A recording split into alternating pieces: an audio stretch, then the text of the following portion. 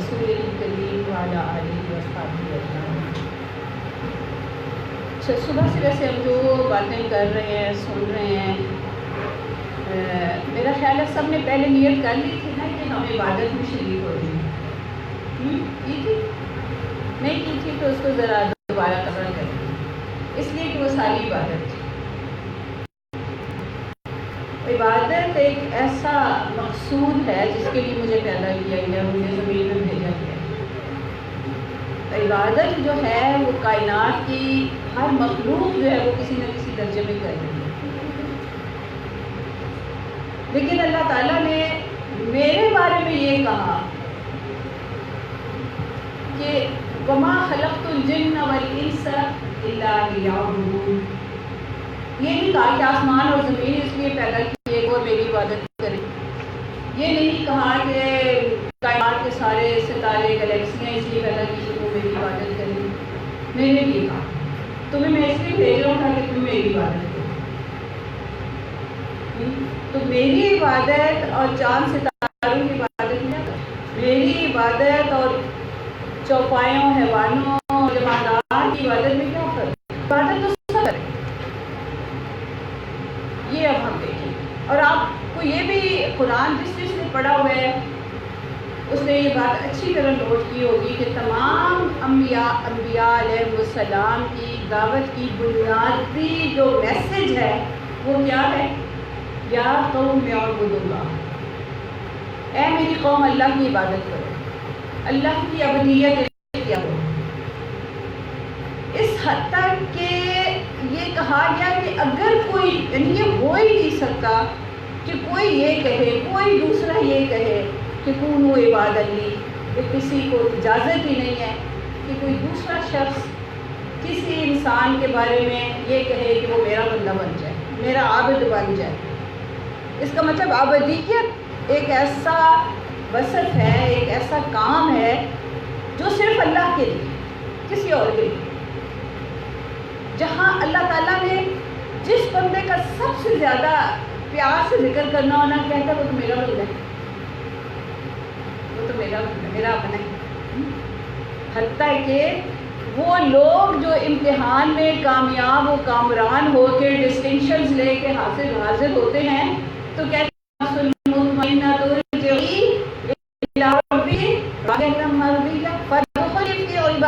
یہاں سے آنکھیں بند ہوں اور وہاں آنکھیں کھل جائیں اور ہوش آ جائے اور آگے سے یہ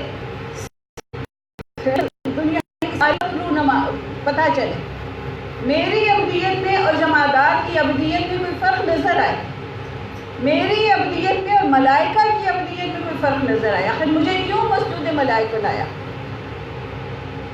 کوئی فرق ہے نا مجھ میں اور ان میں؟ اور مجھے کہا کہ تمہیں تو میں اس لیے پیدا کر رہا ہوں کہ تم میرے عبودیت اختیار کرو، اور جو عبودیت اختیار کر لیتا ہے تو وہ اس رب کائنات کا خلیفہ قرار پاتا ہے، اس کا نائب ہوتا ہے اس زمین میں۔ اسی چیز کو دیکھنے کے لیے، سمجھنے کے لیے اب ہم دیکھتے ہیں کہ یہ عبودیہ، اس کا لفظی مطلب کیا ہے، لغوی مطلب کیا ہے، اور اس کا عمل میں ہم اس کو کس طرح لا سکتے ہیں۔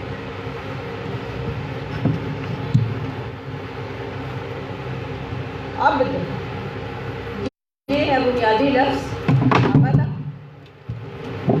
اور العبودیہ کہتے ہیں کہ کسی کے سامنے ذلت اور انکساری ظاہر کرنا، اپنے آپ کو اس کے سامنے بالکل اپنی میں ختم کر دینا، اپنی میں مٹا دینا، میں کچھ نہیں، میں ہوں ہی کوئی نہیں، میں کیوں نہیں ہوں۔ اب اس میں العبودیہ ایک لفظ ہے جو لغت میں آتا ہے، اور پھر العبادہ یہ انتہائی درجہ کی انکساری اور ذلت کا اظہار ہے۔ فرق تو تھوڑا سا ہے، لیکن لغت یہ کہتی ہے کہ العبادہ جو ہے یہ زیادہ بلیغ ہے، اور بات یہ ہے کہ ذلت اور انکساری اسی کے سامنے ظاہر کی جا سکتی ہے جو بڑا ہی صاحب افضال ہو، صاحب انعام ہو، جس کی مجھ پر بڑی ہی مہربانیاں ہوں، جہاں جس کے روم میں آئی ہوئی ہوں اس کے سامنے عاجز بن کے بیٹھتی ہوں، اس کے سامنے بات کرنے کا یارہ نہیں ہے، اس کے سامنے میں جو وہ حکم کرتے میں اس کے اشاروں میں چلتی ہوں، کوئی سپر پاور۔ دیکھیں نا دنیا میں تو کیا کیا صورتیں ہیں، ہم کس کس کی غلامیاں اختیار کرتے ہیں، لیکن کیوں کسی کے احسان کے بوجھ تلے دبے ہوئے ہیں، کسی کے ہتھیاروں کے بوجھ تلے دبے ہوئے ہیں۔ تو اب دیکھتے ہیں کہ ہمیں کیا کریں۔ یہ بھی ہم نے دیکھ لیا کہ ہر پیغمبر کا بنیادی پیغام ایک ہی ہے۔ پورا قرآن دیکھیں، ہر نبی نے حضرت آدم علیہ السلام کو جو بھیجا تو انہیں بھی یہی کہا کہ دیکھو بس میری عبادت کرنا۔ ابھی ہم یہ بھی بات کرتے ہیں کہ کیسے کرنی بس اللہ کی ہے۔ اور تمام انبیاء علیہ السلام میں سورہ یونس دیکھیں، سورہ ہود دیکھیں، سورہ شعراء میں پیدر پہ ذکر انبیاء علیہ السلام کا، سورہ انبیاء میں ہے، سورہ قصص میں ہے، ہر ایک میں جو بنیادی پیغام ہے وہ یہ یا قوم اعبدوا اللہ، اے میری قوم اللہ کی عبودیت اختیار کرو۔ اگر کوئی قوم سیاسی غلبے میں اللہ کو شریک، مطلب اللہ کی حاکمیت تسلیم نہیں کر رہی، اس کو بھی فرعون بڑا اچھا ایڈمنسٹریٹر تھا، بڑا اچھا اکانومسٹ تھا، قوم اتحاد خوشحالی کی انتہا کو پہنچی ہوئی تھی، ٹیکنالوجی کی انتہا کو پہنچی ہوئی تھی، اتنا اوپر لے گیا تھا اپنی قوم۔ آپ ان کے احرام دیکھیں اور ان کے ممیز دیکھیں، ابھی تک حیرت زدہ ہے دنیا کی کیسے ہوا، ٹیکنالوجی میں اتنے وہ اونچے پہنچے ہوئے، لیکن وہ اللہ کی حاکمیت کو تسلیم کرنے کو تیار نہیں تھے، اللہ تعالیٰ کے سامنے عاجز اور انکسار بن کر نہیں رہ رہے تھے۔ ان کو کہا جا رہا ہے کہ عبودیت اللہ کی اختیار ہے، اور اگر نہیں کرتے تو ہمارا تمہارے خلاف اعلان جنگ ہے۔ اس کے ان سے پہلے باقی قومیں دیکھیں، عاد اور سمود، اللہ کا منکر کوئی بھی نہیں تھا ان میں سے، اللہ کی ذات کا منکر کوئی نہیں۔ جتنی قوموں کا قرآن میں ذکر آیا ہے ان میں سے اللہ کی ذات کا منکر کوئی نہیں، اللہ کی عبودیت کا انکار۔ قوم شعیب کہتی ہے لو اب تم کہتے ہو کہ ہم تجارت کے وہ طریقے اختیار کریں جو اللہ ہمیں بتائے، بھلے اس میں اللہ کو دخل دینے کی کیا ضرورت ہے، تمہاری نمازیں تمہیں یہی سکھاتی ہیں، ہم اپنے طور طریقوں کو چھوڑ دیں جو باپ دادا سے چلے آ رہے ہیں، تجارت میں نہیں چاہتے کہ اللہ تعالیٰ کی عبودیت اختیار کرے، سب عبادت تجارت میں بھی ہے۔ اس کا مطلب عاد اور سمود کو کس بات پر تنبیہ کی جا رہی ہے کہ وہ بلند عمارتیں بنا رہے ہیں، عمارت سازیوں کا شوق ہے، بلا مقصد عمارتیں بنا رہے ہیں، تو ان کو تنبیہ کی جا رہی ہے کہ اللہ کی عبودیت اختیار کرو، یہ فضول کے شوق چھوڑ دو، کوئی ایسا کام نہ کرو جو کہ مقصود نہیں ہے، عبودیت اللہ کی اختیار کرو۔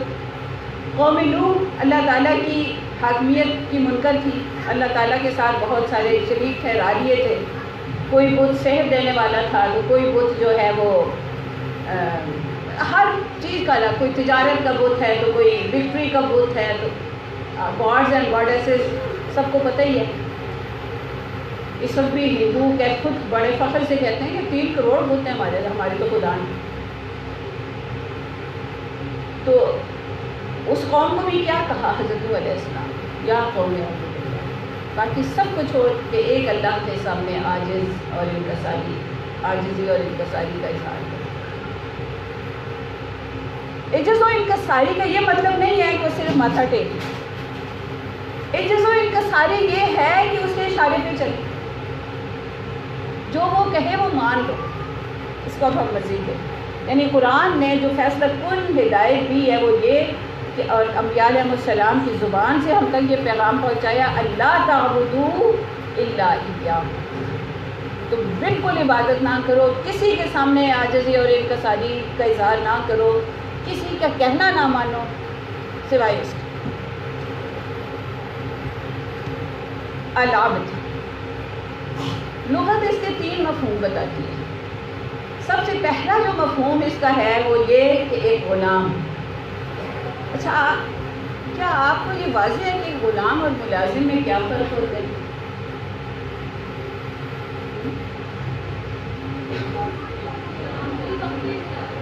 ملازم ہوتا ہے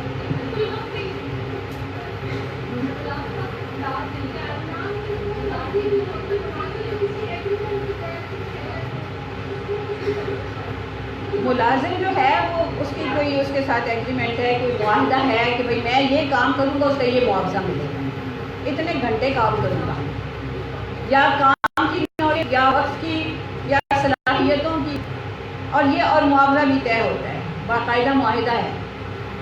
غلام جو ہے وہ تو ایک مالک، یعنی مالک اس کے مقابلے میں جو وہ مالک اور غلام اپنی اس کی کوئی حیثیت ہی نہیں ہے. اس حد تک کہ جب غلامی کا دور تھا یا لوگ بکا کرتے تھے اور غلام اور لونیاں خریدا کرتے تھے تو غلام کسی دوسرے آقا کا غلام بنتا تھا تو وہ اس کو پتہ ہوتا تھا کہ پہلے تو میرا جو بھی نام تھا لیکن اب تو وہی ہوگا جو میرا مالک رکھے گا. یعنی اس کی آئیڈینٹی ہی کوئی نہیں تھی، اس کا اپنا کوئی تشخص ہی نہیں تھا.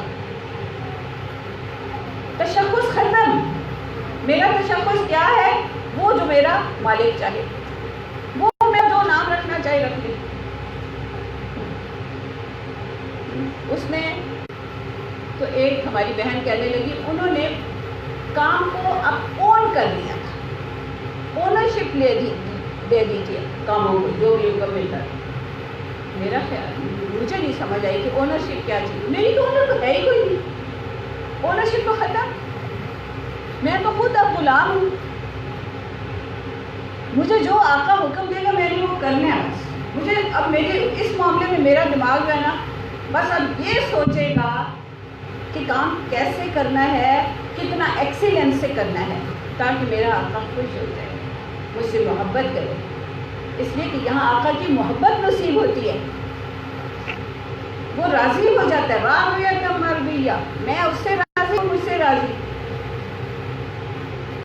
اگر میں اپنی میں ابھی رکھی اور میں نے آقا کو یہ جتایا کہ دیکھ مالک تیرے کام میں نے اپنا کام سمجھا ہے جس طرح میں کر رہا ہوں، بھائی تم ہو کون جو اپنا کام سمجھو؟ میری کوئی اونرشپ، میری ساری اونرشپ ختم. میں تو اس پہ وہ آقا جو ہے وہ درد بھی دے رہا ہے نا، درد از یارس و درمان زہم جاں لائے وہ شد، وہ کیا ہے کہ جس آقا کی طرف درد ملتا ہے نا میں اس پہ بھی فدا، کہ اس کی طرف سے درد ہے لیکن پھر بھی میں اس پر فدا ہوں کہ دل فدائے یار دل رنجان من، اس یار پر میرا دل فدا ہے جس نے مجھے رنج کیا. اس لیے کہ اس رنج کا بھی کوئی مقصد، یعنی اب میرا رنج میری خوشی اپنے آقا کے ساتھ، جو وہ میرے ساتھ معاملہ کرے میں اس سے راضی، میں اس سے خوش، وہ مجھے جس حال میں رکھے. تو یہاں پر سب سے پہلا کام جو ہے غلام جو ہے وہ کلیتاً اپنے آقا کے اختیار میں ہے. وہ جو چاہے اس سے کام لے، وہ جو چاہے اس غلام کے ساتھ معاملہ کرے، وہ اسے جس حال میں چاہے رکھے. یہاں پہ اب اپنی چوائس ختم. ویسے ہم میں سے ہر کوئی کہہ سکتے ہم تو اپنی چوائس سے ڈاکٹر بنے، چوائس سے ڈاکٹر بنے. کون کون اپنی چوائس سے ڈاکٹر بنے؟ ماشاء اللہ. اور وہ خبر دینے والے نے ہمیں بتایا کہ 4 چیزیں دنیا پر بھیجنے سے پہلے طے کر لی جاتی ہیں، 4 کے 5 ہیں. پہلا ہے اجل کہ کتنی ڈیوریشن ہے یہاں پہ زمین پر اس بندے کی. دوسرا ہے عمل، اس سے کیا کام لینا ہے ہم نے، مالک نے پہلے سے طے کر دیا آپ سے کیا کام لینا ہے. ہم میں پتہ یہ ایک فالس امپریشن ہے کہ میں اپنی مرضی سے کوئی کام کر لوں. وہ جو چاہتے ہیں مجھ سے لیتے ہیں، چاہے تو بادشاہ بنا دیں اور چاہے تو فقیر، چاہے فقیر کو اٹھا کے بادشاہ بنا دیں اور بادشاہ کو اٹھا کے فقیر بنا دیں. عمل طے شدہ ہے. تیسری چیز جو طے ہے وہ رزق ہے.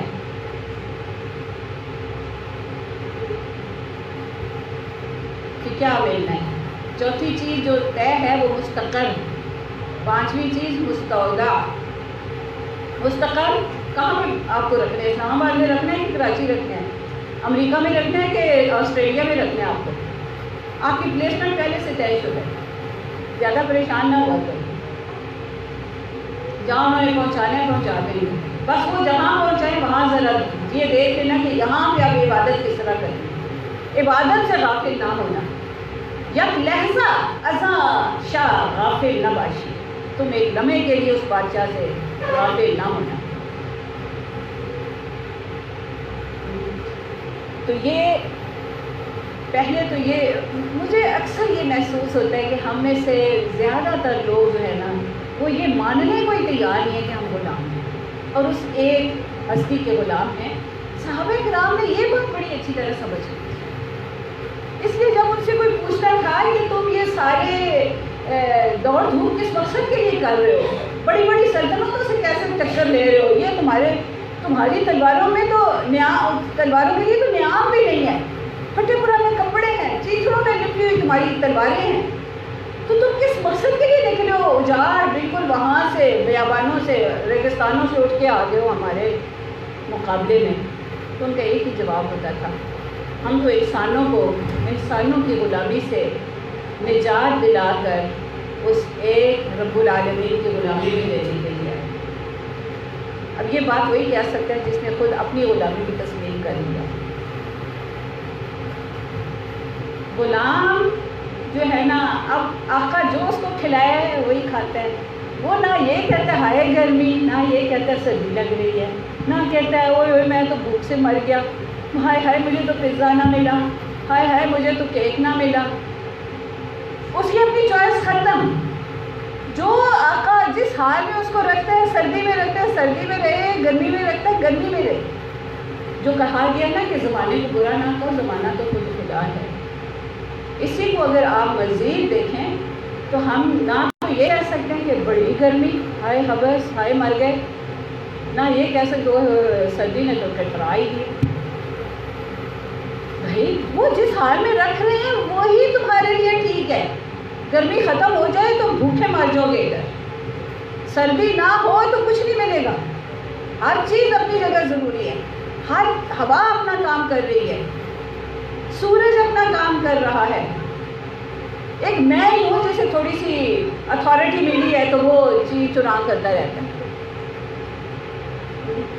تو غلام جو ہوتے ہیں نا، جو اب ہم دیکھتے ہیں کہ پھر جمادات اور حیوانات کی غلامی میں اور میری غلامی میں کیا فرق ہے. تو ایک ہوتا ہے العبد بالایجاد، یعنی جس کو بنایا ہے مالک نے، تخلیق کیا. تو ان معنوں میں تو ساری مخلوق عبد ہے. حتیٰ کہ میں بھی کسی 99% تو میں بھی عبد ہوں اس لحاظ سے. اتھارٹی تو صرف 1% ملی ہے. کیا میں ان آنکھوں سے دیکھنے کے علاوہ کوئی کام لے سکتی ہوں؟ آپ کون ہے کہ میں زیادہ سے زیادہ جو شکوہ کر سکتی ہوں اللہ میاں سے وہ یہی کہ آنکھیں چھوٹی کہ موٹی ہیں. ہم اس کی پیاری بنائیں، میری پیاری بنائیں. یہ حسن تو ہمارے اپنے گھڑے ہوئی چیزیں. آنکھ جو ہے اسے دیکھنے ہی کا کام ہے. کا سرکش سے سرکش بندہ یہ نہیں کہتا ہے کہ آنکھ سے کوئی اور بھی کام کیا. آنکھ ادھر نہیں ہونی چاہیے تھی، کہیں اور ہوتی. کان سے سنے گئی، بالیاں ڈال لو کوئی بات نہیں، لیکن اور کام کچھ نہیں لے سکتے. ادھر سے آپ دیکھنے کا کام نہیں لے سکتے، ادھر سے سننے کا نہیں لے سکتے. کھانا منہ سے ہی کھاؤ گے جب تک ہوش و آواز سلامت. بے ہوش ہو جاؤ گے تو پھر ہی ناک سے ٹیوب سے کھلایا جائے. روٹین میں کوئی نہیں کھاتا. ہر اس ایک سیل اسپیسیفک ہے. آپ تو اس کو اچھی طرح جانتے ہیں. ہر سیل جو ہے وہ اسپیسیفک اپنے اپنے فنکشن، جس کے ذمہ جو کام ہے اسٹیپ بائی اسٹیپ کی نیم ہے، جہاں اس کی ضرورت ہے وہاں اس کو بنایا ہے، وہاں وہی ہے، جہاں لانگیٹیوڈنل کی ضرورت ہے وہاں لانگیٹیوڈنل ہے، جہاں کیوبیکل کی ضرورت ہے وہاں وہ ہے، جہاں سیلیا کی ضرورت ہے وہاں سیلیا ہے، جہاں کسی اور ٹیشو کی ضرورت ہے، فائبرز کی ضرورت ہے وہاں فائبر، جہاں جگہ تو نہیں۔ تو ہر سیل اسپیسیفک ہے، اور میں چاہوں جتنی مرضی میں اس اللہ کی گستاخ ہو جاؤں یا نعوذ باللہ سرکش ہو جاؤں، میں اس ابدیت کا انکار نہیں کر سکتی۔ یہ اگر آپ کہیں کہ بس وہ ڈیفالٹ کہتے ہیں، کیا کہتے ہیں، بائی ڈیفالٹ ہی میں ابد، کائنات کی ہر چیز اب جس کے ذمہ جو کام لگا دیا گیا ہے وہ اس وہی کرے۔ اس لیے اللہ تعالیٰ قرآن میں بھی یہ کہتے ہیں کہ ان کل من فی السماوات والارض الا آتی الرحمن عبدا، آسمانوں اور زمین کی ہر مخلوق رحمان کے حضور عبد بن کر آئے گی۔ یہ عبادت بالتسخیر ہے، مسخر کر کے کر ہی نہیں سکتے کوئی اور کام۔ دوسری قسم کی عبدیت ہے، اس کو العبد بالاختیار کہا گیا۔ یہ میں ہوں جو تھوڑی بہت مجھے اختیار کی آزادی ملی ہے، اور اللہ تعالیٰ ہی نے مجھے یہ بتایا کہ یہ آزادی جنوں کو بھی ملی ہوئی ہے۔ تو ما خلقت الجن والانس الا لیعبدون، یعنی اب مطالبہ بھی مجھ سے ہے یا جنوں سے ہے کہ تم میری عبدیت اختیار کرو۔ یعنی وہ جو 1% تھوڑی سی اتھارٹی ملی ہے، بالکل اتنا ہی ہے نا۔ وہ کسی نے پوچھا کہ جی کتنی عبدیت ہے، انہوں نے کہا ایک ٹانگ اٹھا لو، ایک ٹانگ سے تو کھڑے ہو سکتے ہو، اب ذرا دونوں اٹھاؤ۔ اب دونوں اٹھا کے تو نہیں کھڑے ہوا جا سکتے، بس اتنی کی آزادی، اتنا کی اختیار۔ اس اختیار کو جو ملا ہوا ہے، آنکھیں دے دی، اس سے دیکھیں اس کا کوئی کام نہیں ہے، ہاں یہ میری مرضی ہے، میں جو مرضی دیکھوں۔ اب یہاں پہ مرضی، اپنی مرضی کو فنا کر کے اپنے مالک کی مرضی کی چیز دیکھنا جو ہے نا، یہی عبدیت ہے۔ کان سننے کے لیے جو مرضی سنو، لیکن یہاں پہ وہ سننا ہے جو میرے رب کو، میرے مالک کو سننا پسند ہے، میں وہ سنوں۔ زبان بولنے کے لیے ہے، یہ وہی لفظ منہ سے نکالے گی جو اسے پسند ہے کہ یہ نکلے۔ یہ ہے امتحان اس ساری اس زندگی کا، جو اس کو دارالمحن کہا گیا، تو اسی لیے کہ یہ جو تھوڑا سا ہمیں اختیار ملا ہوا ہے، اسی کا امتحان ہے۔ ایکم احسن عملا، اللہ کیا کرتے تم میں سے سب سے خوبصورت عمل کون کرتا ہے، سب سے خوبصورت عبادت کون کرتا ہے، کون ہے جب میرے پاس آئے اور میں کہوں کہ فادخلی فی عبادی، اور پھر انعام کے طور پر وادخلی جنتی۔ تو یہ عبادت بالاختیار ہے، یعنی اپنی خواہش اور اختیار کو استعمال کرتے ہوئے اپنے مالک کی اطاعت اور خدمت کرنا۔ اب اس کا تعلق صرف ذی العقول ہستیوں کے ساتھ ہے، وہ میں اور دل، عقل جن کو، یعنی اختیار جن کو دیا، عقل سے مراد اختیار ہے۔ اب کیا میرا مالک، پہلے آقا اور غلام ہوتے تھے، تو غلام سے کیا مطالبہ ہوتا تھا کہ اس کو کوئی اگر اسکل آتا ہے نا، تو وہ اسکل کے ذریعے کمائی کر کر کے تو آقا کو دے، جیسا بھی اس کا اسکل ہے۔ جو ہار ہے تو وہ چیزیں بنا بنا کے، لیکن پیمنٹ آتا ہے وہ ہوگی، جو بھی اسکل ہے کسی کے پاس تو وہ کر کے آقا کو پیمنٹ ہوگی۔ یہاں پہ میرا آقا مجھ سے کیا چاہتا ہے، کہتا ہے کہ ما ارید منہم من رزق وما ارید ان یطعمون، نہ رزق چاہتے ہیں نہ اس کو کھانے کی کوئی حاجت ہے، بلکہ ان کے جو میسنجرز ہیں، پیغمبر ہیں اللہ تعالیٰ کے بھیجے ہوئے، وہ بھی یہی کہتے ہیں لا اسألکم علیہ من اجر، یہ جو خدمت ہم انجام دے رہے ہیں، تمہیں جو جنت کا راستہ بتا رہے ہیں، تمہیں جو ابدیت کے طریقے بتا رہے ہیں، سکھا رہے ہیں، اس کے لیے ہم تم سے کوئی اجر نہیں مانگتے، لا اسألکم علیہ من اجر۔ تمام انبیاء علیہ السلام نے یہ بات ضرور کی ہے، کسی طرح کا اجر نہیں، حتیٰ کہ ان کی قوم نے، نبی صلی اللہ علیہ وسلم کا تو ہمیں پتہ ہے نا کہ ان کی قوم نے ان کے سامنے کیا کیا پیشکشیں رکھی۔ انہوں نے کہا ہم آپ کو اپنا ہیڈ آف دی اسٹیٹ بنا دیتے ہیں، تو آپ یہ دعوت چھوڑ دیں، کوئی گھاٹے کا سودا تو بن جاتے نا ہیڈ آف اسٹیٹ۔ تو پھر کہتے کہ بھئی ہاں پھر موقع ملے گا تو میں بیچ میں بات بھی اپنی کر لوں گا، چانس تو ملے گا نا، ایک اتھارٹی ہوگی میرے پاس، لیکن انہوں نے نہیں قبول کی۔ انہیں کہا یہ کہ دولت چاہتے ہو، دولت کے انبار لگا دیتے ہیں تمہارے پاس، جس طرح کی تمہاری خواہش ہے، تمہاری ہر خواہش پوری کرنے کو تیار ہے، بس یہ ایک اللہ کی عبودیت کی دعوت جو ہے نا یہ چھوڑو۔ نبی صلی اللہ علیہ وسلم نے بھی وہی بات کی جو تمام انبیاء علیہ السلام نے، میں کوئی اجر نہیں چاہتا تھا اس سے۔ اور آپ دیکھیں کہ غنیمتوں کی کوئی کمی تھی؟ چند سالوں کے بعد غزوہ بدر کا بھی ہے کہ گئے تو تھے تو کسی کے پاس سواری نہیں تھی، تو کل 3 گھوڑے تھے اور 70 اونٹ تھے، جس پر 313 لوگ باری باری سوار ہو کے جا رہے تھے۔ تو کہتے ہیں واپس آئے ہوئے اس حال میں کہ ہر ایک کے پاس اپنی سواری۔ غنیمتوں کا تو یوں تھا،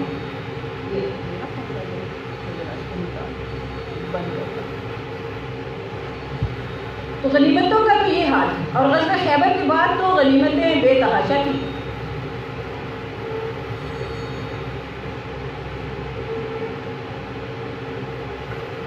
غنیمتیں تو بہت تھیں، لیکن آپ دیکھیں کہ کیا اپنے گھر والوں کو نوازا ان سے؟ گھر والوں کا تو ازواج مطہرات آپ دیکھیں کہ انہوں نے صرف اتنی فرمائش کی یا ڈیمانڈ کی یا کہا، جو ہم میں سے ہر بیوی ہر روز اپنے میاں سے اس بات پہ جھگڑا کرتی ہے، تھوڑا سا خرچہ بڑھا دیں۔ یہ وہ بیوی صاحبہ کہہ رہی تھی جن کے گھر میں 20 دن چولہا نہیں جلتا تھا، جن کے پاس کسی کے پاس ایک جوڑا ہے کپڑوں کا اور کسی کے پاس 2 ہیں اور اس سے زیادہ نہیں کوئی رکھتا، کسی کے پاس نہیں۔ تو آپ سورہ احزاب پڑھ لیجئے کہ ان کو اس بات پر کتنی ڈانٹ دی۔ اچھا تمہیں دنیا چاہیے، ٹھہر جاؤ سر، تمہیں دوسروں سے دوہرا عذاب دیں گے اگر تم کوئی غلطی کرو۔ نہیں اتنی سخت ڈانٹ، میں تو سورہ احزاب پڑھ کے تھر تھر کانپتی ہوں، وہی ہوتی پکڑے گئے تو بڑی شامت۔ تو دیکھیں یہ انبیاء علیہ السلام نے دنیا کا کوئی فائدہ نہیں سمجھا۔ اگر بادشاہت عطا کی اللہ تعالیٰ نے حضرت داؤد علیہ السلام، حضرت سلیمان علیہ السلام کو، تو آپ دیکھیں کہ انہوں نے کیسے بادشاہی کی، وہ اللہ تعالیٰ کی عطا کرتا ہے۔ اللہ تعالیٰ تو خود کہتے ہیں کہ اسے رزق کی کیا حاجت ہے، وہ تو خود خزانوں کا مالک، للہ خزائن السماوات والارض ان اللہ هو الرزاق ذو القوة المتین، وہ تو خود رزاق ہے۔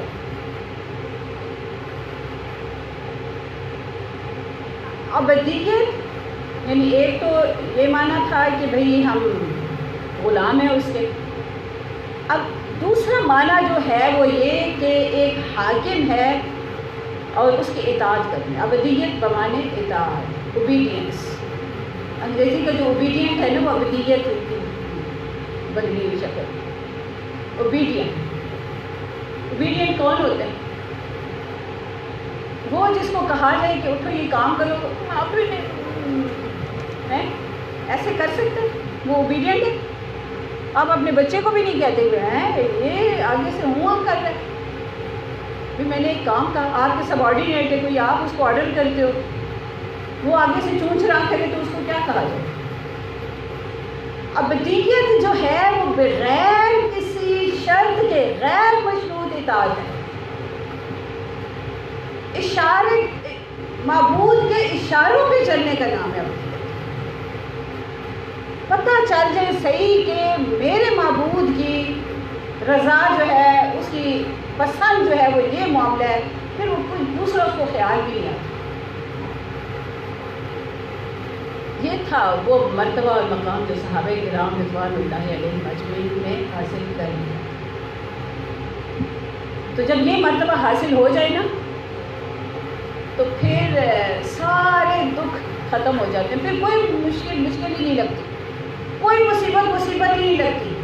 کیسے میں حیران ہوتی ہوں وہ خاتون کیسی تھی جس نے کہا کہ اگر شوہر بھی ختم ہو گیا, شہید ہو گیا تو کوئی بات نہیں, والد بھی شہید ہو گئے ہیں تو کوئی بات نہیں, بھائی بھی شہید ہو گیا تو کوئی بات نہیں, اگر نبی صلی اللہ علیہ وسلم خیریت سے ہیں تو کوئی غم نہیں.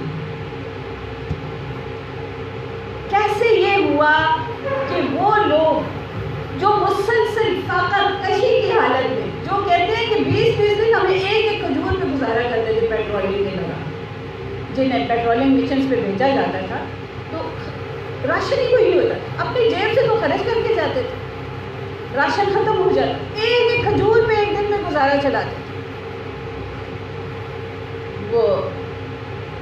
وہ ایک سریہ آتا ہے نا جس کو کہتے ہیں سریہ کیا, بحر السیف, سیف البحر, تو اس میں آتا ہے نا کہ جس میں پھر بڑی مچھلی ملی ان کو اور وہ انہوں نے کئی دن تک کھائی.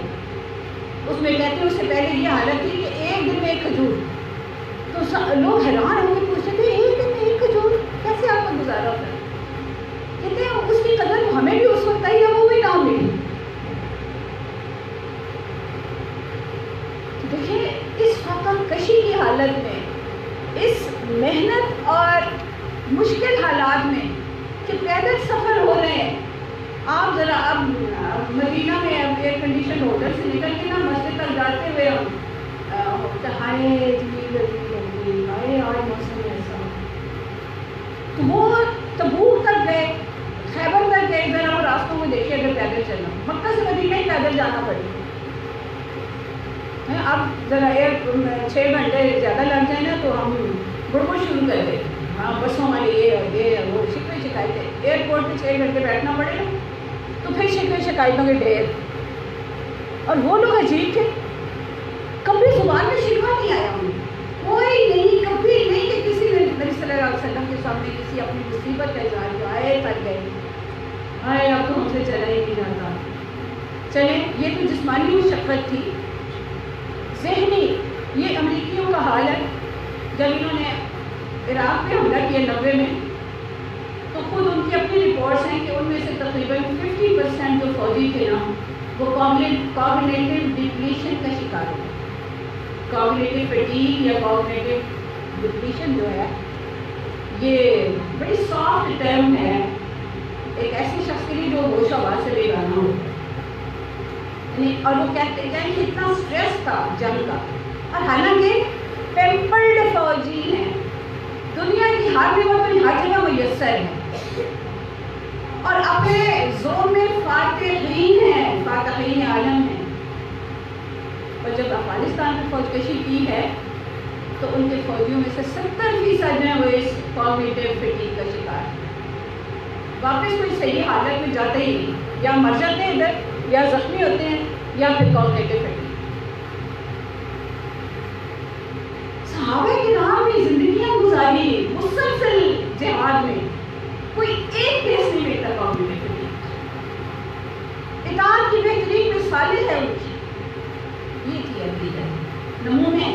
ابدیت دیکھنی ہوگی کیسی ہوتی ہے, ہر فیلڈ میں ابدیت ہے. میدان جنگ میں ابدیت ہے, میدان تجارت میں ابدیت ہے, میدان صناعی میں ابدیت ہے, ہر جگہ ابدیت. گھروں میں ابدیت ہے, عدالتوں میں ابدیت ہے. کون سا میدان ہے جہاں پہ ابدیت نہیں؟ ابدیت جو ہے نا یہ ہول ٹائم جاب ہے, ہول ٹائم جاب. اس میں نہ کوئی چھٹی ہے نہ کوئی چھوٹ ہے.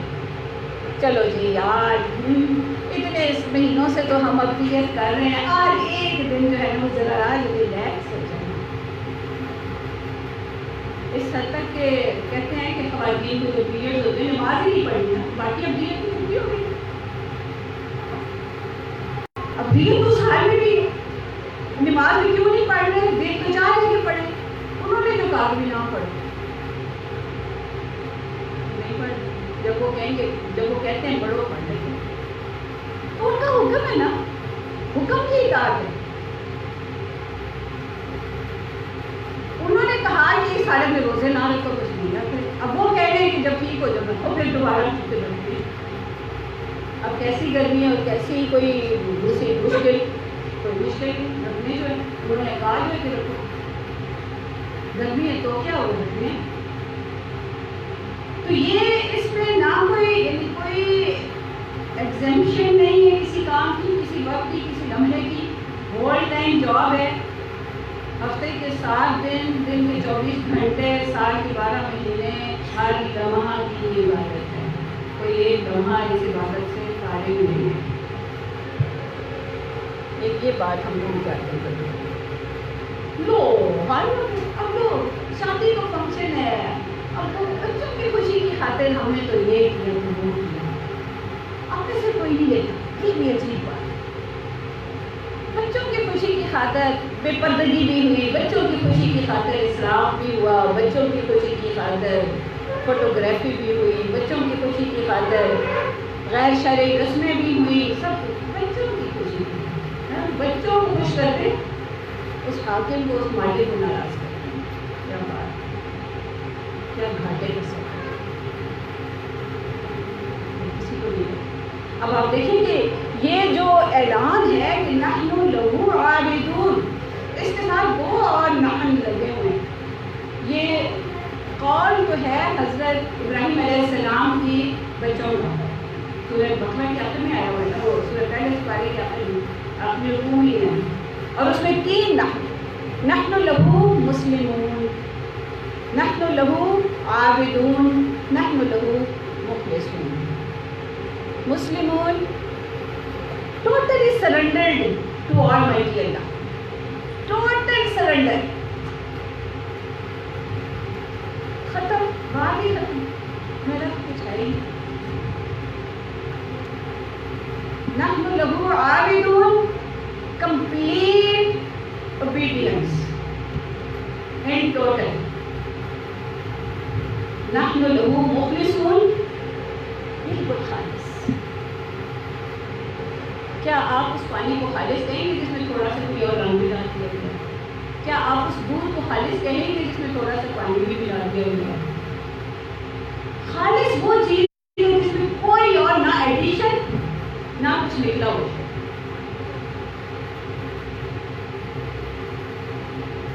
نہ ڈیلیشن ڈیٹیکشن, کیا نہ ڈیٹیکشن ہے, نہ ڈیلیشن ہے, نہ ایڈیشن, بالکل خالص. اب اس کی ابدیت میں ذرہ برابر ہوئی. میں دوبارہ ہی نہیں کر سکتی کہ کوئی چیز ایسی میرے پاس آ جائے جو کہ اس کی ابدیت میں چلا. میں ایک اپنی علامت تک نہیں اختیار کر سکتی. مجھے سمجھ نہیں آتی کہ پھر ہم جو پوری دنیا کے مسلمان ہیں, مثلاً میڈیکل پروفیشن کے لوگ ہیں, تو یہ جو ہمارا انسیڈیا بنا ہوا ہے سارے میڈیکل کالجز کا, وہ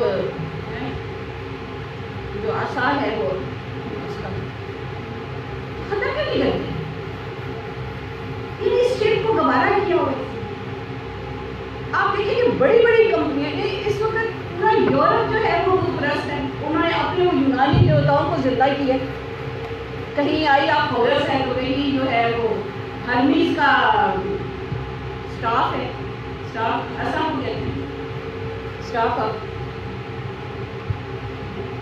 تو اور ہم آرام سے اپنی کتابوں میں ان کو لگاتے ہیں, اپنے سینوں پہ ان کو لگاتے ہیں, ان سیگنیئرس کو. نائکی کیا ہے؟ گاڈیس آف وکٹری. نائکی نام جو ہے گاڈیس آف وکٹری ہے, اور یہ جو نشان ہے اس طرح کا, یہ کیا ہے؟ یہ اس کے پروں کا نشان, وہ پروں والی گاڈیس. ہم اتنے آرام سے اپنے سینوں میں سجائی ہوئی ہے. جگہ جگہ بت بنا کے کھڑے کیے ہوں اپنی بستیوں میں.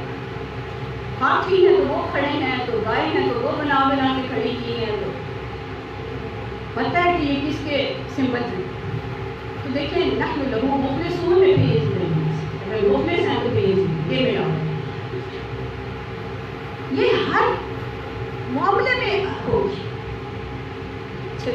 زیادہ نہ ہوتی ہے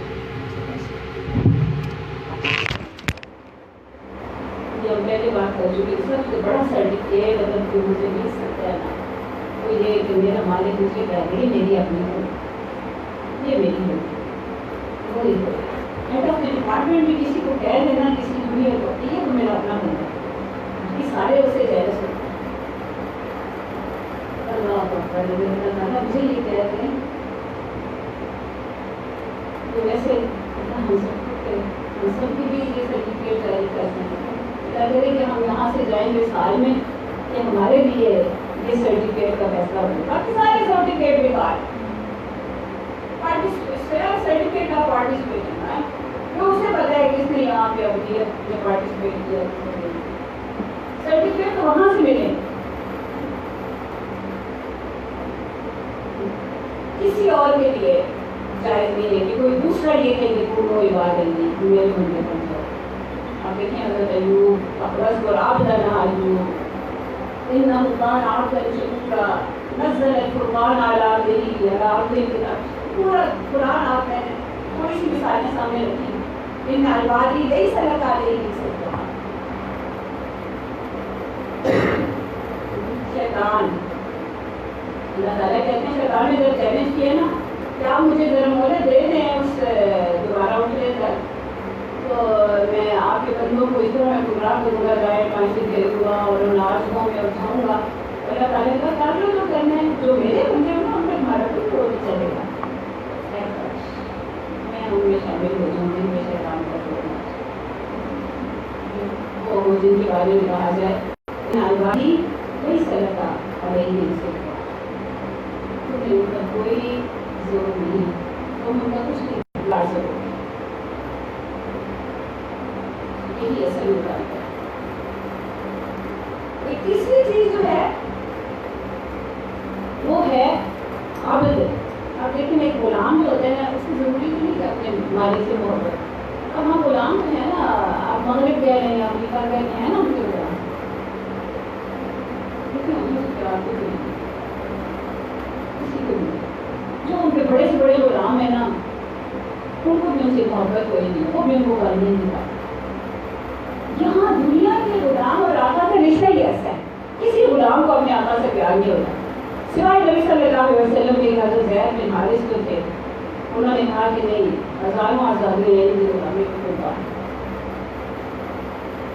چھوڑ کے جانے کا تیار نہ یہ محبت جو ہے نا نہ محبت ہوتی ہے نہ حقیقت ہوتی ہے آقا سے پتہ ہوتا ہے جھوٹے ظالم پتہ نہیں کیا جو جتنی مرضی کرنا آپ کو کیا غلام تو ویسے بھی کہتے ہیں کہ جونیئر جو ہے نا وہ اپنے باسز کہ اگر قیمت کرتے ہیں تو قیمت ہی نہیں ہوتی بس ٹھیک ہے ویسے ذرا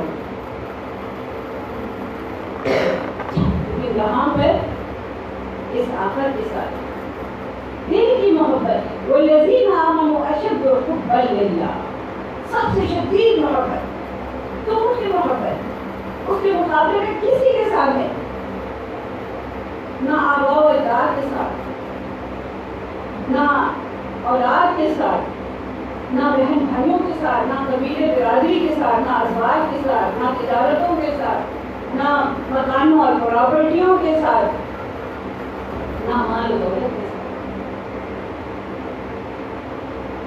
سب سے بڑھ کر محبت اس اپنے مالک یہ لوگ جہاں سنتا صرف محبت کی عقیدت بھی ایک نفس کا اس کے آگے جھکتا ہے دیکھیے عقیدت میں جس سے ہوتا ہے نا اس سے نہ بھی کچھ بینیفٹ مل رہا ہو نا تو بندہ اس کے حضور نظر جس سے بھی عقیدت ہے خود بخود جی چاہتا ہے کہ اس کو کچھ دے اس کو خوش کرے اس کو راضی رکھے اس کی خدمت کرے اور یہاں پہ اس معبود کے ساتھ جس نے مجھے اپنا غلام بنا لیا ہے جس کے غلامی پر مجھے فخر ہے اور جس کی غلامی میرا اعزاز ہے میں اس سے دل و جان سے محبت کروں سب سے بڑھ کر اشد محبت صرف محبت ہی نہیں اس کو قدوس سمجھ عقیدت یہ اکٹھا کرنا بڑا مشکل کہ محبت بھی ہو اور عقیدت بھی ہو ورنہ محبت میں تو میں وہ کہتے ہیں نا تو نیاز بڑا کرتا ہے محبت ہوئی، یہاں پہ ساری ادائیں ختم ہو جاتی ہیں، بس ایک حقیقت، ایک محبت، اور کیا کیا اکٹھا ہو گیا؟ غلام اپنی چوائس سے، اپنی مرضی سے، اختیار سے، دوسرا عبدیت، اوبیڈینس، اطاعت، اور تیسرا سب سے بڑھ کر اسے دل فرائے یار دل رمضان، قرآن بھی اسی سے اسی پر فرا کیا کے صحابہ کرام پڑھنا ہے، اتنی سی بھی تاخیر گوارا نہیں کرتے تھے کہ یہ ہاتھ میں ٹوپی کو نہیں تھا، اس کی محبت میں فدا ہو جائے، سب کچھ چھوڑ چھاڑ کے نکل کھڑے ہوتے، انہیں نہ گرمی لگتی تھی نہ سردی کو انہوں نے سکھائی۔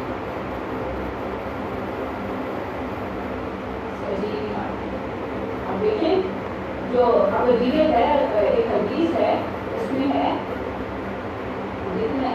اللہ تعالیٰ کی ابدیت کے مقابلے میں کیا کیا ابدیتیں ہو سکتی ہیں، محبتوں میں تو پیمائی نہ جن کا بھی ہمیں ذکر ہے۔ اس حدیث کے الفاظ ہیں قائسہ عبد الدرہم و عبد الدینار، عبد القطیفہ اور عبد القمیصہ، یہ چار ابدیت ہیں، اور ہر ایک چیز کی ابدیت ہو سکتی ہے، لیکن یہ چار عبد الدرہم عبد الدینار کو سمجھ آ گئی نا، درہم اور دینار کے بندے، اور عبد القطیفہ اور عبد القمیصہ یہ لباس ہیں، لباس کے میں آج کی زبان میں ہم کہتے برانڈوں کے بندے، ہر وقت یہ ریس لگی ہوئی ہے کہ کون سی برانڈ کا سوٹ ہے اور کیسا تراش کیسی ہو، اور ڈیزائننگ کی ہر دور میں انسانوں کی کمزوری ہے، یہ ظاہری ایک کا لانگولاد تیل تماشے، تو ان کے بارے میں اتنے سخت وہ حدیث ہے کہ بڑی روز پڑھ کے بھی نا، تو پہلی دفعہ وہ حدیث میں نے بڑی بخاری کی حدیث ہے، تو ایک دفعہ تو میں کام کے رہے تھے، ہم کیا کرتے ہیں نہیں سر، میری کاغذ کا لفظ ہی بڑا سخت ہے، اور اس کے بعد کہ وہ تباہ ہو سر نگو ہو، اسے کانٹا چوبے کوئی نکالے نا، یہ نبی صلی اللہ علیہ وسلم کی زبان مخالف سے یہ اس کے لیے بدعا صرف کالس میں کہ وہ ایسا بندہ اسے دیا جائے تو خوش ہوتا ہے، نہ دیا جائے تو اس کے چہرے پہ ملال آ جائے، تو یہ بندہ تو تباہ ہو سر نگو ہو، اسے کانٹا چوبے کوئی نکالے، یہ کوئی زمدردی بھی نہ کرے اس کی پریشانی، اس کے مقابلے میں توبہ خوشخبری ہے اس شخص کے لیے جو جس کے پاس ایک گدھا ہے سواری کا، اگر وہ خریدنا کرتے ہیں، ایک چھوٹی سی سواری ہے، وہ صبح و شام غبار آلود جسم، غبار آلود بال، غبار آلود لباس کے ساتھ اللہ کے راستے میں نکلا ہوا، اسے اس بات کی کوئی پرواہ نہیں ہے کہ اس کا کیا اسٹیٹس ہے، اسے کہاں تعینات کیا جاتا ہے، اسے لشکر کے پیچھے رکھا جاتا ہے تو پیچھے رہتا ہے،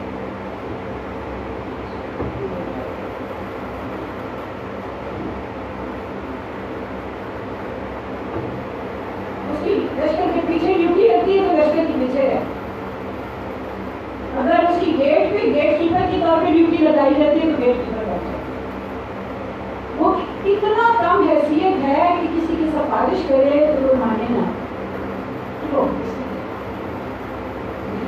اس کے لیے خوشحالی کیوں؟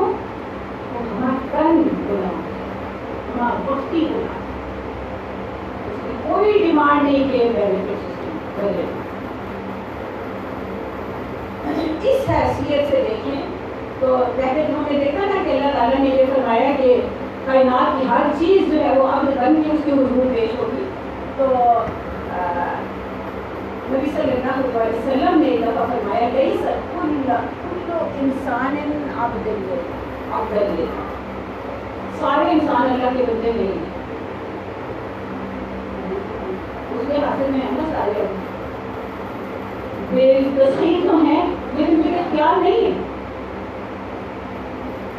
یہ بس تھوڑا سا یہ کہا گیا خمیسہ اور لطیفہ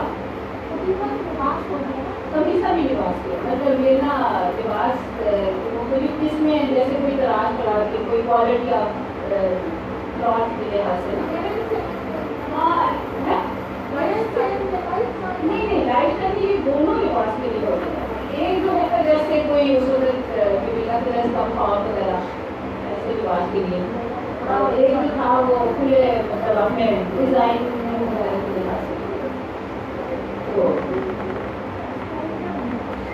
اب دیکھیں نا وہ جب 8 محبتیں بھی مائی ہے نا سورۃ توبہ میں، تو ساتھ یہ کہا ہے کہ اگر یہ احب الیکم من اللہ ورسولہ فتربصوا حتی یأتی اللہ بأمرہ. صحیح قرأت ہے یہ فتربصوا کوئی کم ڈاؤن ہے، تو جو اپنے مخلص نہیں ہے نا، یعنی ذرا سی بھی محبت، اس کی محبت ہے جو کوئی ڈومیننٹ ہوتی ہے. لیکن اسی لیے کوئی بات ہے کہ اس قدر گرا تو رسولوں کی بیداری ہے، ہم سے کر دیا دین کو میں دیا. تو یہ تو جگہ نہیں، ہمیں تو ہر وقت ہی کہتے ہیں ہم سے کب پیاری ہے، کپڑے تمہیں پیارے ہیں، ہم سے کب پیارا ہے، یہ ڈیزائن تمہیں پیاری ہے. کیوں یہ اس طرح کے ڈیزائن بنائے جو اللہ کو پسند نہیں؟ کیوں کہاں جگہ گئے جو اللہ کو پسند نہیں اسے ہم سے کب پیار ہے، یہ اسٹیٹس تمہیں پیار ہے، ہم سے کب پیار ہے، یہ بچے تمہیں پیار ہے، ہم سے کب پیار ہے. تو اللہ نہیں کیا ہوتا ہم سے کب پیار ہے، آمین تمہیں پیاری ہے. اگر بھی پیاری ہو جائے تو پکڑے جاؤ، اپنی ذات کی پروجیکشن سے محبت ہو جائے تو پکڑے جاؤ، سارا کیا کرایا ختم. چاہے دنیا ساری زندگی تم اللہ کے راستے میں خرچ کرتے رہو، کوئی تو بھول نہیں. ساری زندگی اس کے راستے میں جہاد کرتے رہو، لیکن سیلف پروجیکشن کے لیے کوئی قبول نہیں. ذرا برابر شرک جو ہے نا اور ملاوٹ جو ہے وہ وہاں پر قبول بلکہ ہلاکت ہے، برائی ہے.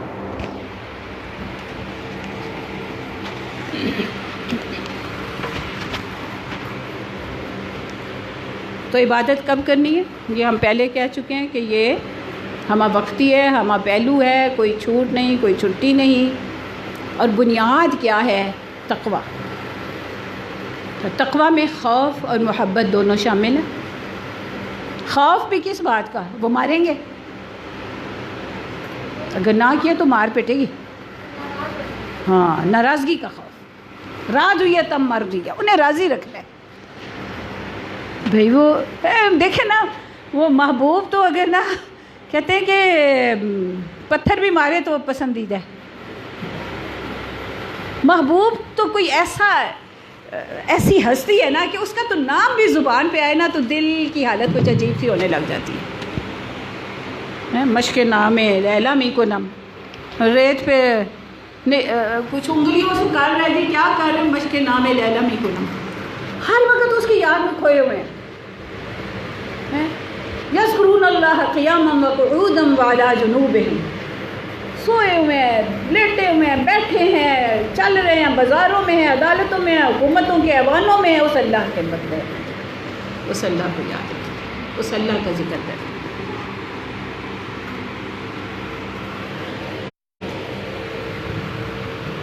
عبادت کے ظاہری مراسم صبح سے بتیرہ ذکر ہو چکے ہیں. نماز، روزہ، حج، زکوٰۃ، قربانی، صدق، حیا، لباس، عدل ہے. تو اس میں مطلب اور بھی بہت ساری چیزیں آپ اس میں ڈال سکتے ہیں کہ آپ نے سارا کچھ ہی جو ہے اس کے لیے کرنا ہے. ہر کام جو ہے وہ اس کی مرضی کا. اس کی کچھ صفات جو ہیں، کوئی انفرادی دائرے کی صفات ہیں، کچھ اجتماعی دائرے کی صفات ہیں. کچھ انفرادی معاملات ہیں جیسے کہ بھئی اب نماز روزہ ہم کہتے ہیں میرا ذاتی کام ہے، زکوٰۃ بس میں نے خود ہی دینی ہے، حج میرا اپنا کام ہے. لیکن کچھ اجتماعی معاملات ہیں. اجتماعی معاملات کون سے ہیں؟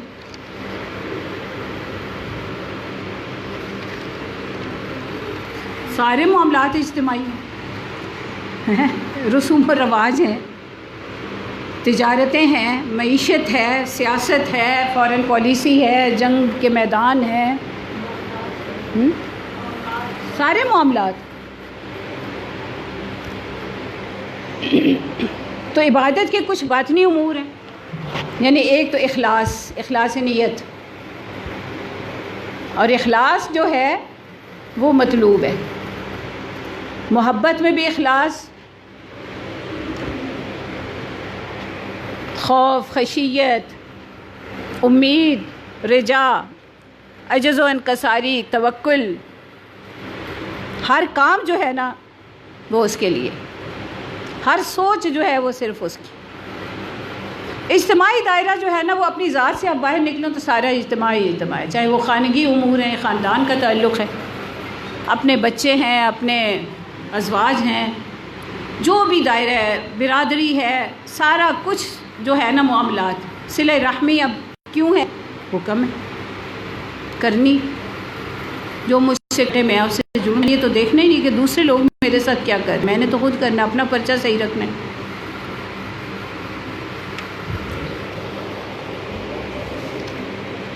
تو مجھے تو اپنے پرچے کی فکر ہونی چاہیے، اور میں نے اپنا پرچہ جو ہے اس کو ٹھیک رکھنا ہے۔ تو اس لحاظ سے، اور معاشرتی معاملات دیکھیں کہ سارا بزنس جو ہے، بزنس اپنی اسٹیٹ کا، اپنے ملک کا ہر معاملہ جو ہے، گھروں کی تعمیر میں آپ دیکھیں، اگر وہاں پہ عبادت ہو تو کیسے ہوگی؟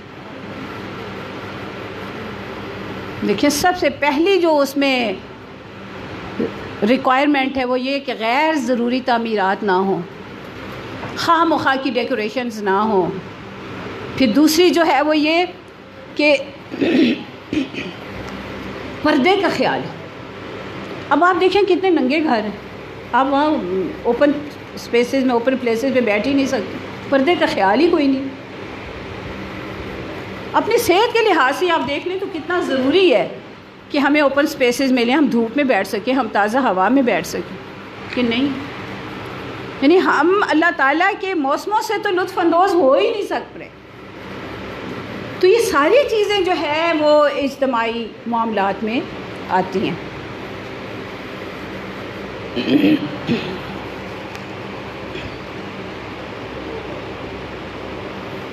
ایک اور جو بڑا اہم دائرہ ہے وہ خدمت کا دائرہ ہے۔ اب خدمت ہم نے تو بڑی ابھی سننا ہی نا صبح سے کہ بھئی ہم ڈاکٹرز جو ہیں وہ بھی بڑے خدمت گزار ہیں کمیونٹی کے اور مریضوں کے، اور اس ذریعے وہ بھی عبادت ہے۔ اچھا میں نا ابھی کل ہی ہماری ایک لاہور کی ہماری بہن، اس کی ایک قریبی عزیز وہ بیمار ہوئیں، اور کہتی ہیں میں نا 3 کنسلٹنٹس کے پاس لے کر گئی، 3-3 ہزار فیس لیتے ہیں، اور ان کے پاس 3 منٹ بات کرنے کا وقت نہیں ہے، 3 جملے نہ وہ پورے بولتے ہیں اور نہ پورے سنتے ہیں، یعنی اتنا ان کے پاس رش ہے، اور وہ پیسہ کمانے کی اس دوڑ میں وقت دینے کو تیار نہیں۔ یعنی 3,000 روپیہ وہ کس بات کا لیں؟ صرف سارے ہلانے کی، ہاں یہ کر لو وہ کر لو، کہ ان کے جو سب آرڈینیٹس باہر بٹھائے وہی سارا، انہوں نے یہ بھی چیک نہیں کرنا کہ انہوں نے بلڈ پریشر صحیح دیکھا کہ نہیں، ہائپر ٹینشن کی مریض ہے، نیچے سے جو لکھا آتا ہے بس وہ، اور وہ جس کو ہائی لائٹ کر دیں بس وہ دوسری بات تو سننی ہی نہیں۔ کچھ ایچ او سی میں نے ایسا ہی پوچھا، میں نے کہا آپ کے خیال میں، آپ نے ابھی نیا نیا کام شروع کیا ہے تو ڈیوٹی فلنس کے لحاظ سے کون سب سے بہتر ہے یا کون سب سے برا ہے؟ ایچ اوز یا پی جیز یا ایم اوز، رجسٹرارز، اے پیز، پروفیسرز؟ اب وہ اس معصوم سی بچی بے اختیار بول اٹھی، پروفیسر سب سے کم ٹائم دیتے ہیں۔ یہاں پہ بیٹھے ہوئے پروفیسروں سے معذرت کے ساتھ، سارے پروفیسرز نہیں ہوں گے ایک جیسے، پروفیسر سب سے کم ٹائم دیتے ہیں۔ پروفیسرز جو ہیں وہ تو پتہ نہیں کن ہواؤں میں اڑتے، بہت کم ایسے پروفیسر ہیں جن کے پاس وقت ہے کہ وہ آپ کی بات سنیں، آپ کے مسئلے کو حل کریں، ورنہ ان کے پاس ٹائم ہی نہیں۔ تو یہ تو مطلب حالات ہیں ہمارے اس وقت۔ خدمت کے بارے میں نبی صلی اللہ علیہ وسلم نے جو ہمیں بتایا نا کہ خدمت کے صدقہ جاریہ ہے نا، کہ 3 صدقہ جاریہ، بندہ مر بھی جاتا ہے تو 3 صدقات اس کے جاری رہتے ہیں۔ اس میں سے ایک تو یہ ہے کہ اس نے کوئی مال اللہ کے راستے میں خرچ کیا، کوئی کنواں کھدوایا، کوئی ایسا کام کیا جو چل رہا ہے اور اس کا صدقہ، اس کا نیکی اس کو پہنچ گئی۔ دوسری جو بات بتائی وہ اولاد کا بتایا کہ اولاد بھی صدقہ جاریہ ہے۔ تیسری جو بات بتائی وہ یہ کہ نیکی کی کوئی بات بتا دی، کوئی اچھا گائیڈ کر دیا تو وہ بھی صدقہ ہے۔ اچھا اس صدقے کے نا ہمیں بڑے چانسز ملتے ہیں۔ ہسپتال میں جا رہی ہوتی ہوں نا، اب میں تو بڑی سینئر افسر ہوں، تو بھائی کسی کی مجال ہے کہ وہ مجھ سے پوچھے کہ فلاں لیبارٹری کس طرف ہے، میں بتاؤں؟ وہ پی ایم سے پوچھ لو جا کے۔ میرا تو کام ہی نہیں ہے نا کہ میں بتاؤں کہ لیبارٹری کس سائڈ پہ ہے یا کون سا کام کس طرف ہو سکتا ہے۔ بھائی چلو نہ ہی بتانا، نہ بتاؤ، اپنا نقصان کر رہے ہو نا، اپنا نیکی کا اجر جو ہے وہ اپنی جو اس وقت کمائی کا ایک موقع مل رہا ہے، یعنی وہ ایک لفظ بولنے سے اگر $1 بھی ملتا ہو نا بندہ ضرور روک کے بتا دے۔ اور یہاں میں فرض کیا وہ تھوڑا سا گائیڈ کرنے کا جو چند سیکنڈ لگائے تو اس پر کروڑوں نیکیاں مل رہی ہیں، اس کی کوئی فکر نہیں ہے۔ نیکی کا کام یہ بھی بتایا جب ان سے پوچھا گیا کہ جی صدقات کا بڑا ذکر ہے کہ بھئی انفاق فی سبیل اللہ ہو تو بڑا ثواب ملتا ہے، بڑا اجر ہے، اور کوئی تسبیحاں کریں تو بڑا اجر ہے، لیکن جو یہ بھی نہ کر سکے تو وہ کیا کرے کہ وہ چلو کسی کے تھوڑا سا کام کر دے، جی کتنا کام کرے، بھئی کوئی سامان اپنی سواری پہ لاد رہا، ذرا اس کو آگے ہو کے ہاتھ دے دو، بس اتنا ہی ہے کہ کسی کے گھر میں گئے ہو، کھانا لگے، ذرا برتن لگا دو، برتن اٹھا دو، چھوٹا سا کام میں چھوٹی سی خدمت بھی جو ہے نا ذرۃ خیر یرا، ذرہ برابر بھی نیکی اگر کرتے ہو رہا تو اس کو ضرور دیکھ لو گے۔ اور ذرۃ شر یرا، ذرا سی بے رخی کسی سے اختیار کرتے ہو، آپ دیکھو کتنا اس پر بے رخی اختیار کرنے پر کتنی گرفت ہے قرآن۔ سورہ لقمان میں کیا ہے، اکڑ کے چلنا اور بے رخی اختیار کرنا لوگوں سے گفتگو میں۔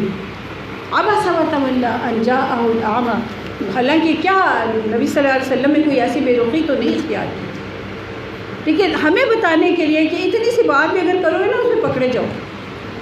نبی صلی اللہ علیہ وسلم کے مقام اور مرتبے کو کون پہنچ سکتا ہے ہم میں سے، اور ہم جو ہے وہ راستہ بتانا بھی اپنی شان کے خلاف سمجھتے ہیں۔ تو کسی کو گائیڈ کر دینا، ہسپتال میں مجھے تو لگتا ہے بہت مریضوں کو یہ مسئلہ ہوتا ہے کہ ان کو کوئی گائیڈ کرنے والا نہیں ہوتا، بیچارے پہلی دفعہ کوئی ہسپتال میں آئے ہوتے ہیں، ساری اپنی دن کی کمائی چھوڑ چھاڑ کے آئے ہوتے ہیں اور دھکے کھاتے پھر ادھر سے کھا جاتا ادھر چلے جاؤ، ادھر سے کھا جاتا، سارا دن ان کا اسی میں لگ جاتا، ان کے وقت کا کون حساب دے؟ تو جو ہماری چائے کے پیچھے انہیں گھنٹہ، ہماری چائے بھی کم از کم گھنٹہ چلتی ہے وہاں، اور مریض جو ہیں وہ بڑی خوشی ہوتی ہے کہ بھی مریضوں کا، اور ان لوگوں کو بڑا کہا جاتا ہے یہ کیا کرتی ہے، باہر مریضوں کو اکٹھے ہی نہیں ہونے دیتی۔ تو یہ چیزیں ہیں جن کو ضرور ذہن میں رکھنا چاہیے کہ یہ بھی عبادت کے راستے ہیں، چھوٹی چھوٹی عبادتیں، یہ بڑے بڑے کاموں کو میں کون کہہ رہا ہے کہ ساری رات کھڑے رہو۔ وہ ایک ہے نا حدیث کہ جنت کے کچھ بالا خانے ہیں، اچھا وہ جو ڈسکرپشن ہے نا مجھے تو یہ لگتا ہے کہ کرسٹل کے بنے ہیں، اندر بیٹھ کے باہر کے دور جو کثرت سے کھانا کھلائیں، وتابع الصیام جو پیدل پہ روزے رکھیں، اور چوتھا ہے کہ جو صلوا باللیل والناس نیام جب لوگ سوئے وہ نماز پڑھ رہے ہیں۔ تو الان الکلام کو ہم بھول جاتے ہیں، لوگوں سے نرمی سے بات کرنا، ان کا دل جیتنا۔ اچھا اب یہ سارے کام کرنے کے لیے باقی عباد الرحمن کے لیے جو انعامات ہیں اور جو ان کی صفات ہیں وہ تو آپ نے قرآن میں دیکھی ہیں اور دیکھیں گے۔ سب سے آسان طریقہ جو مجھے لگتا ہے نا وہ یہ کہ ہم جڑ کے بیٹھیں، جس کو تنظیم کی بات کی گئی، وَاعْتَصِمُوا بِحَبْلِ اللَّهِ جَمِيعًا۔ اصل میں تنظیم اور ساتھی صحبت بڑی ضروری ہے۔ میں فرزانہ سے بھی بات کہی تھی، میں ان کا رات ضرور رکھو، اس لیے کہ صحبت سے سب سے زیادہ بندہ سیکھتا ہے۔ تقریریں تو سن کے نکل گئے، لیکن جب اکٹھے رہتے ہیں اور ایک فیس ٹو فیس گپ شپ لگتی ہے تو اس کا اپنا ہی ایک افیکٹ ہوتا ہے۔ وہ نا ایک ٹرانسمیشن ہے، میگنیٹک ریز ہیں جو ایک دوسرے سے نکلتی ہیں اور وہ ایک دوسرے سے افیکٹ کرتی ہیں۔ آپ جتنا میگنیٹ کے قریب ہوں گے اتنے زیادہ میگنیٹائز ہو۔ ایمان تو ایسی چیز ہے، تو آپ صحبت اہل صفا نور و حضور و سرور سرخوش و پرسوز ہے لالا لبے آوے جو، جتنا پانی کے قریب ہوگا اتنا زیادہ خوبصورت پھول ہوگا۔ تو اس لحاظ سے آپ دیکھیں یہی چیز اللہ تعالیٰ نے کہی ہے جو سورہ کہف میں بھی پڑھتے ہیں کہ ایک لمحے کے لیے ان سے نظر نہ ہٹانا، اتنا جڑ کے رہو۔ اور واعتصموا بحبل اللہ جمیعا کونوا مع الصادقین اور کأنہم بنیان مرصوص۔ عباد الرحمن کی صفات جو ہے یعنی اتنا کرنا ہے کہ ہمیں کہہ دیا جائے یہ عبد منیب ہے، یہ نعم العبد ہے۔ جو سچ مچ کے عبد ہیں نا وہ اپنے رب کو اپنی آنکھوں سے دیکھتے ہیں، یہی کہا ہے نا تعبدو کأنک تراہ، جیسے تم اپنی آنکھوں سے ایسی عبادت کرو گے جیسے اس کو آنکھوں سے دیکھو۔ وہ اس پر بے پناہ بھروسہ رکھتے ہیں، ہر حال میں اسے ہی پکارتے ہیں، وہ اس کی رحمت سے مایوس نہیں ہوتے، اس سے بدگمان نہیں ہوتے، وہ دنیاوی نتائج کی پرواہ کیے بغیر اپنے محبوب کے راستہ پر گامزن رہتے ہیں۔ شیطان کا کوئی وار اللہ کے مخلص بندوں پر چل نہیں سکتا، وہ ہر لحظہ اور ہر حال میں برائی اور فواحش سے دور رہتے ہیں، ان کی ہدایت اور تقوی میں اضافہ ہی ہوتا چلا جاتا ہے۔ دنیا میں ان کو کیا انعام ملتا ہے ایسے بندوں کو؟ اللہ کے بندوں کے لیے دنیا میں کیا ہے؟ انہیں جھٹلایا جاتا ہے، ان کا مذاق اڑایا جاتا ہے، کوئی ان کا ویلکم نہیں کرتا۔ جو جتنا اللہ سے قریب ہوگا نا اس پر اتنی زیادہ سختیاں، اتنی زیادہ وہ مشکلات میں رہتی، ان کا جینا دو بھر کر دیا جاتا ہے، وہ ہلا مارے جاتے ہیں، انہیں ہجرت اور قتال کا سامنا کرنا پڑتا ہے نا۔ سورہ احزاب میں ہی جو ہے کہ ہلا مارے گئے، کلیجے منہ کو آنے لگے، لیکن جو سچ مچ کے عباد تھے ان کے عبدیت میں اور اضافہ ہوا۔ انہوں نے کہا یہ تو وہی چیز ہے جس کا ہمارے ساتھ وعدہ کیا گیا تھا، اور اللہ تعالیٰ نے ان کے لیے کیا انعامات رکھے۔ الیس اللہ بکاف عبدہ، کیا اللہ اپنے بندوں کے لیے کافی نہیں ہے؟ وہ ان کے لیے بڑا رؤوف ہے، ان کی کوئی مسائل سے چھپی ہوئی نہیں ہے۔ واللہ بصیر بالعباد، انہیں اپنے محبوب کی رضا حاصل ہوتی ہے، رضوان من اللہ اکبر، ان کی توبہ قبول کی جاتی ہے اور ان کی کوتاہیوں سے درگزر کیا جاتا ہے۔ یہ اب ہم نے الحمدللہ الذی فضلنا علی کثیر من عبادہ المؤمنین۔ اچھا یہاں پہ میں تھوڑا سا ابھی کہہ رہی ہوں کہ اس وقت ہمارے سامنے نا پوری دنیا کے مسائل ہیں، ہمیں ہر فیلڈ میں کام کرنا ہے۔ میں آپ کے سامنے ایک آدھی بات یہ رپورٹ ایک ہے جو آپ کے سامنے رکھنا چاہ رہی ہوں کہ ابھی کل جو ایشوز ڈسکس ہونے ہیں ان میں جیسے مطلب ارلی میرج کے اور اس طرح کے، تو میں اس معاملے میں جو مغرب میں ہو رہا ہے نا کہ ان کے عدالتی اور مذہبی ادارے بھی اس عمل میں پورے شریک ہیں۔ چرچ آف انگلینڈ نے اپنی شاخوں کو ہدایت جاری کی ہے کہ چونکہ بغیر شادی کے اکٹھے رہنے والے جوڑوں کا تناسب 50% سے بڑھ گیا ہے اور سوسائٹی نے اسے قبول کر لیا ہے، اس لیے اس عمل کو اب گناہ نہ کہا جائے، یعنی چرچ اس کو اب گناہ نہ کہے اور نہ ہی اس کی حوصلہ شکنی کی جائے۔ گزشتہ سال برطانیہ کے ایک ہائی کورٹ نے فیصلہ دیا کہ 2 ہم جنس پرست مرد قانون کی نظر میں میاں بیوی تصور ہوں گے، اس لیے وہ ایک دوسرے کے وارث ہوں گے۔ گزشتہ ہفتے ہی اٹلی کی سپریم کورٹ نے فیصلہ دیا ہے کہ کوئی عورت اپنے شوہر کے علاوہ دوسرے مرد کے ساتھ بھی تعلقات رکھ سکتی ہے، مگر اچھا یہ ہے کہ رات اپنے خاوند کے ساتھ ہی گزارے۔ اچھا، اور پاکستان کی صورتحال بھی میں ذرا رکھ دوں تاکہ کل آپ کو ڈسکشن میں آسانی رہے۔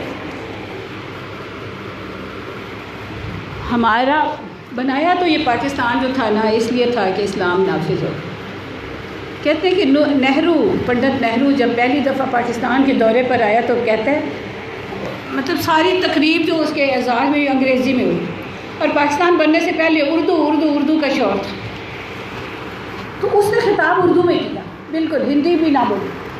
تو کہتا ہے کہ پاکستان تم لوگوں نے بنایا تو اس لیے تھا کہ اردو کو تم نے اپنانا تھا، تو یہاں مجھے تو اردو کہیں نظر نہیں آتی، بلکہ ہم اردو کو سنبھالے ہوئے ہیں، تم لوگ اردو کو بھول چکے ہو۔ قانون سازی جو بھی ہوئی، ایک وہ قرارداد مقاصد کے بعد جو قانون سازی ہوئی ہے وہ ساری قرآن اور سنت سے متصادم ہے۔ ایوب خان نے 62 میں آئلی قوانین نافذ کیے جن کی متعدد دفعات قرآن و سنت کے احکام سے متصادم ہیں۔ جسٹس ناصر اسلم ظاہر جو چیف جسٹس بھی رہے سپریم کورٹ کے، ان کی سربراہی میں خواتین حقوق کمیشن کی سفارشات مرتب کی گئیں. اب میں ان کی تفصیل میں نہیں جاتی، ورنہ میں آپ کو بتاؤں کہ انہوں نے کیسی کیسی سفارشات کی ہیں جو ان کا کوئی تعلق ہی نہیں ہے قرآن اور سنت سے، صریحاً خلاف. سندھ ہائی کورٹ کے جسٹس عثمانی کا فیصلہ یہ ہے کہ وراثت میں لڑکے اور لڑکی کا غیر مساویانہ حصہ بڑا غیر انصافی پر بے انصافی پر مبنی ہے. لاہور ہائی کورٹ نے لڑکی اور لڑکے کوئی کیس کیا کہ جنہوں نے گھر سے بھاگ کر کچھ عرصے اکٹھے رہے اور پھر بعد میں نکاح کر لیا، تو انہوں نے کہا کہ یہ تو محبت کی شادی ہے، تو یہ تو قانونی جواز یعنی اس کو فراہم کر. تو یہ ہماری کورس اس وقت چل رہی ہیں اور یہ ہمارا. اور اب آپ کو پتہ ہی ہے کہ جب ایک یونیورسٹی نے صرف اتنا سا آرڈر کیا کہ لڑکے اور لڑکیاں ان کے لیے کیفیٹیریاز الگ کریں تو اس پر کتنا شور مچا، حتیٰ کہ انہیں وہ واپس لینا پڑا. اور واپس کس نے لیا؟ گورنر پنجاب نے خود واپس لیا. اس نے کہا میں نے تو اس پہ سائن نہیں کیا، تو یونیورسٹی نے کیسے جاری کر دیا؟ میں تو چانسلر ہوں، تو چانسلر کے آرڈر کے بغیر کچھ نہیں ہو سکتا.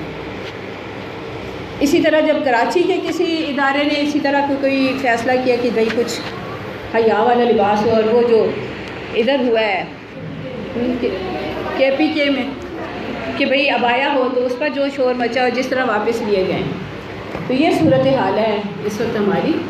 اور بالکل ہم، اور ایک اور جو بڑی اہم پیش رفت ہے اس سلسلے میں، ٹرانسجنڈر آپ بے شک جس لغت میں مرضی لے لیں، نیٹ کھول کے بھی لے لیں، ٹرانسجنڈر تو بندہ ہی وہ ہے جو کہ اپنی مرضی سے، کوئی یا تو بیسیکلی عورت ہے یا مرد ہے، اور اسے اپنا عورت یا مرد ہونا پسند نہیں ہے، اور وہ کچھ ہارمونز اور سرجریز کے ذریعے اپنی جنس ظاہری طور پہ بدل لیتا ہے، لیکن جینیٹیکلی وہ نہیں ہوتا، تو اس کو ٹرانسجنڈر کہتے ہیں. اور اب ہمارے گورنمنٹ کے جتنے بھی ایڈورٹائزمنٹس آ رہے ہیں جابس کے، اس میں 3 آپشنز لکھے، میل، فیمیل، ٹرانسجنڈر. جنہوں نے یہ بھی نہیں پتا کہ جو تھرڈ سیکس کے لوگ ہیں انہیں انگریزی میں کہتے ہی کیا ہیں.